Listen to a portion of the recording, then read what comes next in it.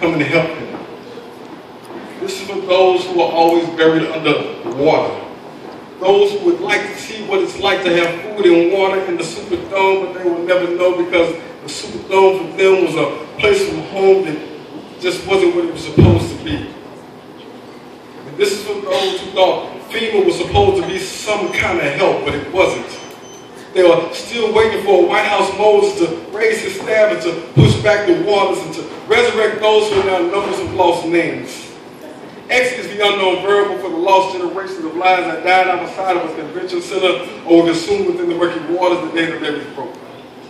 And Help Us Science marks the spot where rooftop refugees waited and waited and waited to come evacuate from the places they once called home. They survived the heat and the water. They watched as the corpses of neighbors, strangers, and loved ones floated upon the waves. They gave prayers to the Creator for rooftop chapels because every day that they survived was reason enough to have on that day a Sunday morning service. And they hoped that the Creator heard the words and had become a politician and forgot about them too.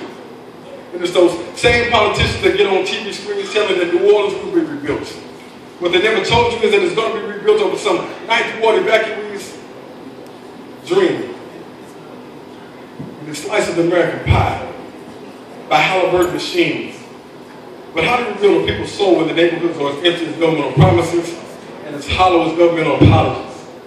I'm sorry, it was never spelled F-E-M-A. And it won't be found in many woods and sands when they have American troops fighting over oil. But it is a weapon of mass destruction used by governmental terrorists to keep the people looking for the truth within their alibis. As the mayor points a finger at the governor, and the governor points a finger at the president, and the president, when the president pointed his finger at a political crony who had no business being in office in the first damn place, but shh, don't tell nobody. Now this is the part of the poem I was supposed to digress on. I was supposed to tell it that New Orleans was built when the Saints were marching back into the Superdome, but I'll be damned if anyone from the Ninth Ward was standing in them stands clapping their hands. And this is the ghost of those coming back to see what it's like to have food and water, because most of those from the Ninth Ward now live in different area codes. They were all told to get on the buses, they just weren't told they were going in different directions. Now, Big Mama lives in Texas, she's got a daughter living in Florida and a son living in Utah, and they are holding Sunday dinners over phone lines and having prayer vigils for family members that they have yet to find. And all this makes me wonder, which bullet from the east made that butterfly flap its wings into the winds of change in the western direction? And how many right before they died added their own tears to the rising water while hoping and praying their dreams knew how to swim? And then again, maybe it wasn't Katrina that brought the words of them, maybe it was them. Using their voices one more time so that we poets, musicians, writers, just everyday people will keep telling this Ninth Ward story.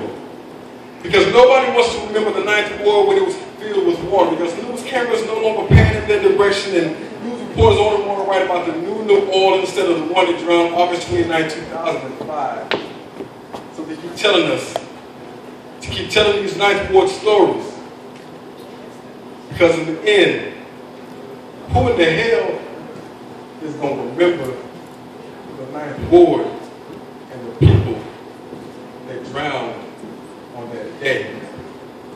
Because any moment, we could be one of those people.